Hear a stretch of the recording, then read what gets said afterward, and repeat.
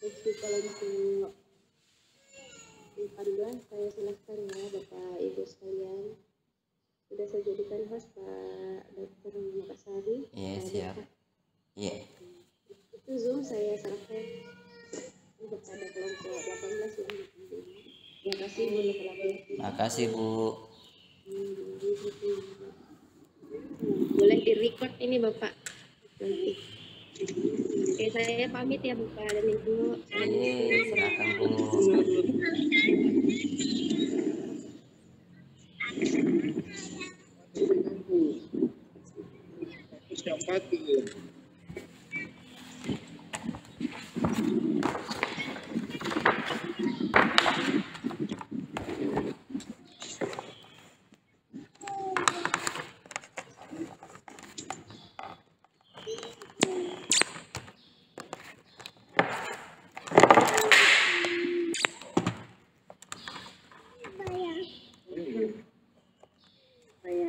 Pergi dulu. Sini.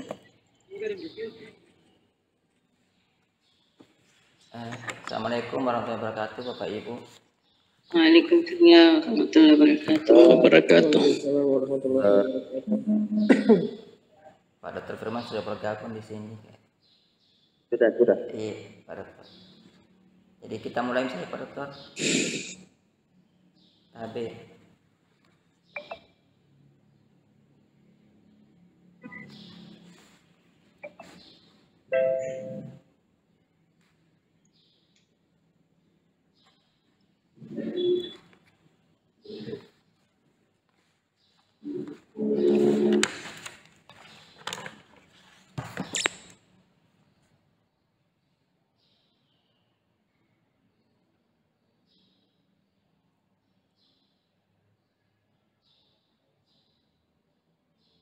Hari ini kemarin harusnya Ibu Risma sudah lihat ya.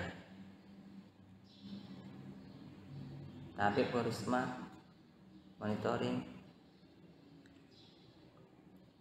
Coba saya dulu bukanya dulu, saya buka dulu daftarnya. Kalau Ibu Risma tidak bisa mungkin Ibu dokter bisa mungkin Ibu Maya. Ibu Malayani ya. Ibu Maya.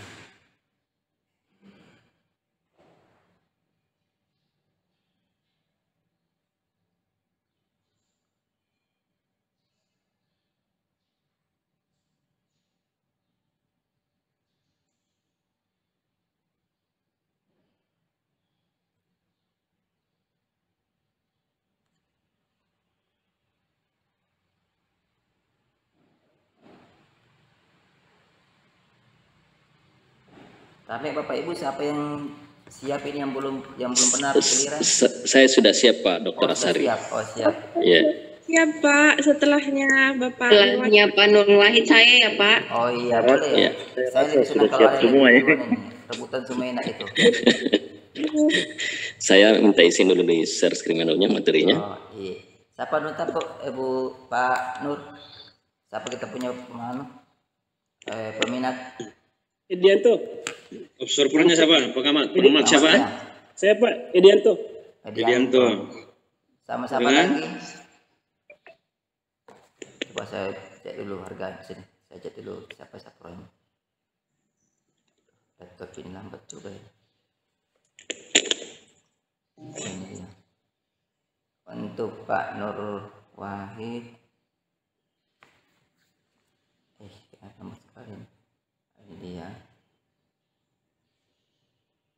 Kelompok 18.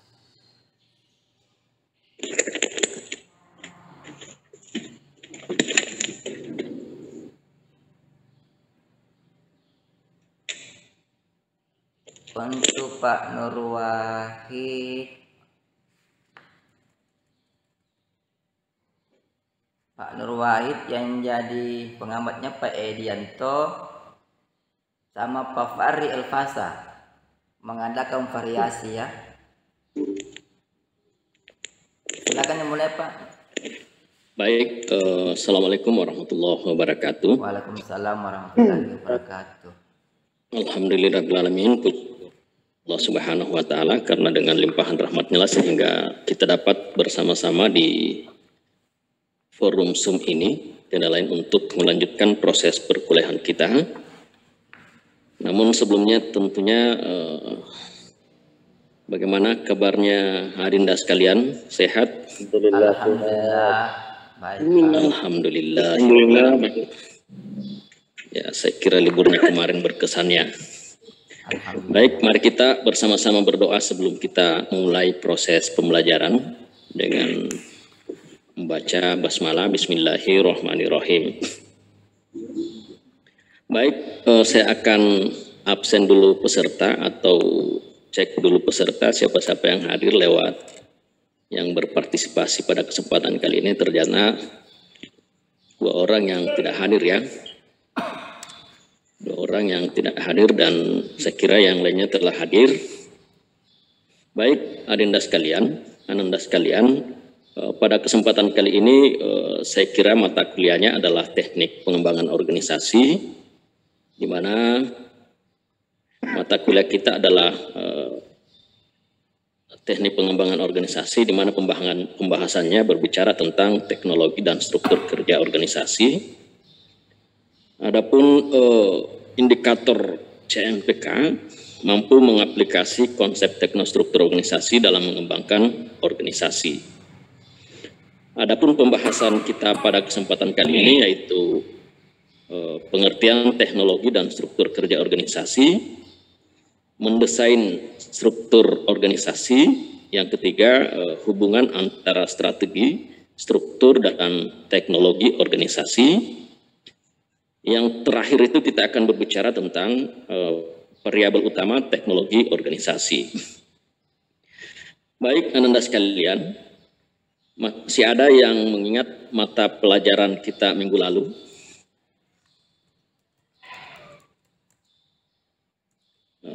Mata kuliah kita bicara tentang learning organization. Selanjutnya kita lanjutkan dengan teknologi dan struktur kerja organisasi. Namun sebelumnya saya tanya dulu Anda sekalian, ada yang tahu apa itu teknologi dan apa itu struktur organisasi? Izin baik, Pak dosen, saya kalau coba memang menjawab. nggak ada yang Ada Pak dosen. Izin. Ya, lanjut. Iya, tentang teknologi dan struktur organisasi. Boleh saya jawab Pak dosen? Lanjut. Iya, yang saya pahami teknologi itu adalah salah satu perangkat untuk mencapai perangkat atau sarana untuk mencapai sesuatu, apa tujuan atau kemanfaat. Kalau struktur organisasi tahu saya itu adalah susunan dari pengurus-pengurus organisasi Pak. Mungkin mohon kalau salah Pak dijelaskan lagi. Terima kasih. Baik, saya kira jawabannya tidak ada yang salah. Cuma mungkin kita mempersatukan persepsi melalui beberapa teori atau penjelasan dari para ahli organisasi. Sekarang kita lihat definisi teknologi organisasi dan struktur organisasi. Kalau misalnya Robin itu menyatakan bahwa teknologi merujuk pada informasi, peralatan, teknik, dan proses yang dibutuhkan untuk mengubah masukan menjadi keluaran dalam organisasi. Begitupun juga pakar-pakar yang lain, misalnya Hatch dan menurut Verro, ketiga pakar ini sesungguhnya pada hakikatnya sama, walaupun mungkin definisinya yang berbeda. Saya percepat saja supaya waktu kita lebih efektif.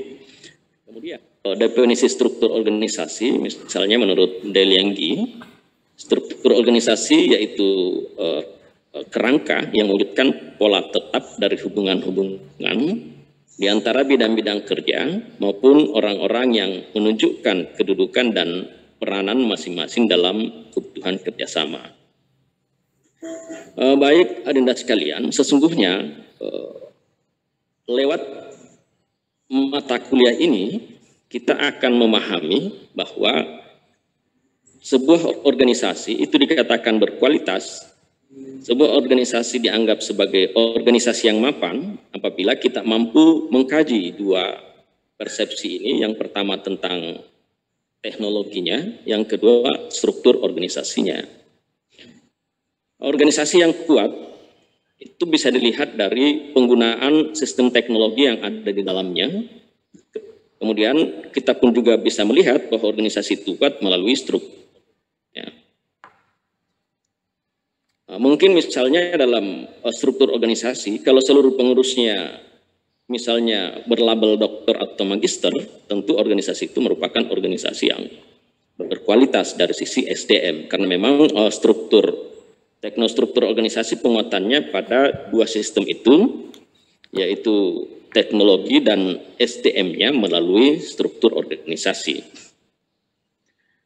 Baik adinda sekalian, kalau kita berbicara secara ilmiah, teknostruktur organisasi ini jelas dari beberapa definisi sebelumnya. Namun mungkin kita kaji ini struktur lewat konsep ilmiah. Bagaimana kalau misalnya kita kaji dalam konsep ilahiyah? Ada enggak perintah di dalam Al-Quran mengenai misalnya organisasi? Atau ada tidak di dalam Al-Quran ini tentang teknologi? Atau ada tidak di dalam Al-Quran tentang bagaimana itu sebuah struktur yang diharapkan bisa mengembangkan sebuah organisasi? Bisa? Atau ada yang bisa memberikan komentar? Baik, ternyata di dalam Al-Quran itu sangat jelas bahwa kita diperintahkan untuk berorganisasi. Misalnya dalam surah Al-Imran ayat 104, di situ Allah berfirman, wal takum minkum ummatun yad'una ilal khair wa ya'muruna bil ma'ruf wa yanhauna 'anil munkar wa ulaika humul muflihun.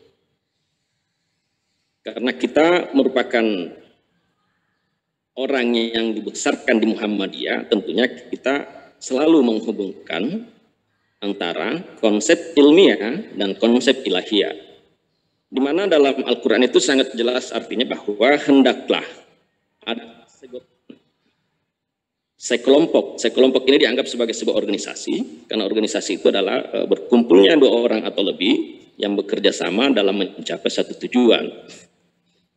Di dalam Al-Quran ternyata orang diperintahkan, hendaklah ada segolongan umat yang menyeru kepada yang hak dan yang batil, wa ulaika humul muflihun, dan itulah orang-orang yang beruntung. Ternyata kalau kita melakukan atau bergabung dalam sebuah organisasi, itu masuk dalam kategori orang-orang yang beruntung. Tetapi kata kuncinya kalau dalam Islam atau dalam konsep ilahiyah, organisasi itu harus mampu memisahkan antara yang hak dan yang batil. Jadi orang yang berorganisasi itu pasti akan mendapatkan sebuah keuntungan. Pertama misalnya mendapatkan jaringan sosial yang luas. Yang kedua, pergaulan yang luas, ilmu yang banyak. Mungkin juga kita akan dapatkan dalam sebuah organisasi. Kemudian, adakah perintah pengembangan teknologi dalam Al-Quran? Itu juga sangat jelas dalam surah Ar-Rahman. Di situ Allah sang berfirman, ya ma'saral jinni wal ins inistata'tum antan pusmi aqtaris samawati wal ard fanfusu la tanfusu illa bisultan, yang artinya hai jamaah jin dan manusia. Yang diajak memang itu jin dan manusia, karena ternyata manusia itulah makhluk yang berkelompok, begitupun juga jin. Jadi yang dipanggil dalam konsep pengembangan teknologi ada dua makhluk dalam konsep ayat ini. Ya ma'saral jinni wal insi inistata'tum antan kusmi aqtaris samawati wal ard fanfusu la tanfusu illa bisultan. Hai jamaah jin dan manusia, jika kamu sanggup menembus penjuru langit dan bumi, maka lintasilah. Jadi kita kan untuk pengembangan teknologi termasuk langit dan bumi. Kalau kita yang pertama naik misalnya Armstrong di langit, di bulan, itu kajiannya termasuk ayat ini. Diarahkan orang untuk menembus penjuru langit dan bumi. Bumi di dalamnya ada sumber daya alam berupa gas bumi, itu memang sudah dijelaskan di dalam Al-Quran. Ya ma'saral jinni, hai jamaah jin dan manusia, jika kamu sanggup menembus penjuru langit dan bumi, maka lintasilah, maka kamu tidak dapat melintasinya kecuali dengan bisultan, ilmu pengetahuan atau teknologi. Saya kira teknologi dan ilmu pengetahuan, teknologi tidak akan lahir tanpa sebuah ilmu pengetahuan. Jadi konsep organisasi jelas dalam Al-Quran, konsep teknologi juga jelas dalam Al-Quran, termasuk perintah tentang pengembangan struktur organisasi. Nah, struktur ini juga sangat besar. Di mana Allah berfirman dalam surah Saf ayat 4 itu sangat jelas. Innallaha yuhibbul ladzina yuqatiluna fi sabili saffan ka'annahum bunyanun marsus. Jadi Allah mencintai atau menyukai orang-orang yang berjuang atau berperang di jalannya dalam barisan yang teratur. Jadi struktur itu merupakan barisan yang seakan-akan mereka seperti suatu bangunan yang tersusun kokoh. Jadi struktur itu merupakan bangunan yang tersusun kokoh. Kalau strukturnya kuat, maka yakin dan percaya organisasi itu akan kuat. Tetapi kalau strukturnya lemah, tanda kutip, konflik internal yang dominan terjadi dalam organisasi yang menyebabkan organisasi itu juga lemah karena sangat sulit untuk mengembangkan sayap keluar karena fokus pada penyelesaian konflik-konflik internal. Saya kira penguatan konsep teknostruktur organisasi baik dalam konsep ilmiah ataupun dalam konsep ilahiyah. Nah, selanjutnya dinda sekalian, kita akan mendesain struktur organisasi. Namun sebelumnya saya ingin bertanya dulu kepada Anda sekalian, jumlah peserta didik kita sekarang berapa orang? 19, Pre. 19 ya. Kalau itu dibagi 3 berarti berapa kelompok ya? 5, Ya ada 5, ada 6. ya. Atau 6 semua kah? Baik, Dinda sekalian. Jadi kita dalam konsep penguatan teknostruktur organisasi ini itu adalah penguatan teknologi dan penguatan struktur. Kuat atau tidaknya sebuah organisasi memang dilihat dari dua sisi ini, yaitu teknologi yang digunakan dan struktur organisasi yang digunakan. Baik, kita bagi kelompok menjadi 3 bagian. Dan kemudian silahkan ketiga kelompok ini mendesain struktur organisasi yang menurut Anda pahami. Jadi silahkan kalian mendesain dan saya berikan waktu ya 3 menit. Karena kita hanya lihat strukturnya saja, modelnya saja. Sudah dibagi kelompoknya? Sudah Pak. Baik, sudah dibagi. Nah, jadi struktur organisasi ini mesti kita pahami bahwa dalam mendesain struktur organisasi itu ada 4 komponen dasar struktur organisasi, karena memang kalau ini kita mampu aplikasikan maka dimanapun kita akan menjadi ahli sebagai desainer struktur organisasi, dan orang-orang yang ahli di bidangnya itu sangat sulit bergeser dari suatu sistem pergeseran organisasi. Makanya Dinda sekalian, anak sekalian, kalau kalian ingin bertahan dalam sebuah posisi jabatan, maka kita harus ahli di bidang kita masing-masing. Nah, orang yang ahli mungkin hari ini dilempar, besok dipakai lagi, karena orang yang ahli dalam satu ilmu pengetahuan itu akan sulit untuk digeser. Jadi komponen dasar struktur organisasi itu yang pertama, pembagian tugas dan tanggung jawab pada individu atau bagian spesialisasi. Yang kedua, hubungan pelaporan resmi, hierarki dan rentang kendali. Yang ketiga, pengelompokan individu menjadi bagian organisasi atau departementalisasi.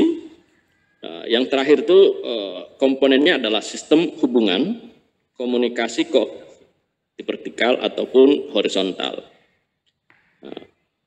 Saya kira semuanya sudah mengerjakan desain struktur organisasinya. Kita lihat selanjutnya, ada yang menghasilkan struktur organisasi yang seperti ini? Hampir sama. Ya. Hampir sama Pak dosen. Jadi kita harus pahami bahwa model-model struktur organisasi itu ada yang model struktur organisasi bulat, ada struktur organisasi horizontal, dan ini yang paling umum kita dapati di berbagai organisasi, yaitu struktur organisasi yang bersifat vertikal. Nah, jadi kalau ada yang seperti ini modelnya, saya kira semuanya benar, tergantung dari kebutuhan organisasi kita masing-masing. Baik, kita lanjut Ananda sekalian. Saya kira untuk model struktur yang sudah dikerja dan sudah diselesaikan dengan baik, kita lanjut. Coba kita lihat hubungan antara strategi, struktur, dan teknologi organisasi. Ini menurut salah satu pakar yang disebut yang namanya Woodward, di mana dia menguraikan bahwa semakin kompleks teknologi, semakin besar jumlah manajer dan tingkatan manajemen. Dengan kata lain, teknologi yang kompleks menyebabkan struktur organisasi berbentuk dan memerlukan derajat supervisi dan koordinasi yang lebih besar. Saya ingatkan Anda sekalian, kalau ada yang ingin bertanya sambil saya menjelaskan, silahkan. Kalau ada yang kurang jelas, ya silahkan Pak. Silahkan, ya. Silahkan. Dari tadi cuma mungkin saya belum mendengar tadi. Tahu saya, karena saya juga pernah ada organisasi, yang belum saya dengar dari Pak Dokter adalah dua hal. Yang pertama adalah tadi dibicarakan tentang kekuatan teknologi sebagai standar ukur organisasi itu baik, dok, dan kuat. Kemudian yang kedua adalah kualitas SDM. Tapi saya belum dengar menjelaskan soal apakah kemudian program itu jalan atau tidak dalam sebuah organisasi. Karena bisa jadi SDM-nya bagus-bagus, tapi program nggak jalan. Seperti salah satu prinsip dari Muhammadiyah adalah amal ilmiah, ilmu amaliyah. Kemudian yang kedua adalah soal the role sebagai pengendali dari proses berjalannya organisasi, aturan main. Itu biasanya diatur di ADART misalnya. Mungkin dua hal ini yang belum saya dengarkan dalam Pak Dokter menjelaskan atau Pak dosen menjelaskan tentang karakter atau ciri dari organisasi yang kuat. Apakah itu masuk? Maksud saya apakah itu masuk atau bagaimana, Pak dosen? Terima kasih. Baik, jadi saya langsung saja menjawab sambil kita lanjutkan mata kuliah kita. Jadi organisasi yang kuat dalam konsep teori ini itu bisa dilihat dalam konsep teknologinya dan dalam konsep struktur organisasinya. Jadi mengenai program kerja yang ada di dalam organisasi itu akan kembali terjawab dari struktur organisasi yang ada di dalamnya. Saya kira kalau misalnya di Muhammadiyah itu biasa disebut organisasinya adalah kolegial kolektif. Jadi kalau dalam satu bidang programnya itu tidak terlaksana dengan baik, maka diambil alih oleh struktur yang lain atau dibantu oleh struktur yang lain. Karena sesungguhnya kalau SDM yang kuat, yakin dan percaya organisasi itu akan kuat. Cuma memang persoalan teknis kegiatan terkadang karena orang-orang yang sibuk di pekerjaan masing-masing sehingga terkadang terabaikan program kerja, apalagi itu lembaga sosial. Tetapi saya kira kalau itu lembaga profit atau lembaga pemerintahan, program kerja itu mesti akan terlaksana karena salah satu faktor pendukung maju tidaknya sebuah organisasi juga adalah anggaran. Sementara di lembaga-lembaga sosial terkadang salah satu kendala utamanya adalah anggaran atau dana. Jadi Jadi tinggal 5 menit Pak Nur Wahid. Siap Pak. Oh ya. Sudah 5 menit lagi. Kita lanjut. Yang lain nanti sebentar kita lanjutkan. Jadi 3 variabel utama teknologi organisasi. Jadi yang pertama otomatisasi peralatan. Jadi menunjuk pada persentase kegiatan yang dilaksanakan oleh mesin atau peralatan yang bekerja secara otomatis tidak dilakukan oleh manusia. Jadi itu 3 variabelnya dalam konsep teknologi organisasi. Jadi kalau dalam organisasi itu semua pekerjaan sudah diambil alih oleh mesin, berarti organisasi itu dianggap sebagai organisasi yang kuat. Yang kedua, variabel yang kedua adalah fleksibilitas aliran kegiatan atau biasa disebut dengan workflow flexibility. Sekarang dalam konsep generasi milenial, pekerjaan itu tidak semestinya diatur dalam konteks kedisiplinan, tetapi dia harus fleksibel.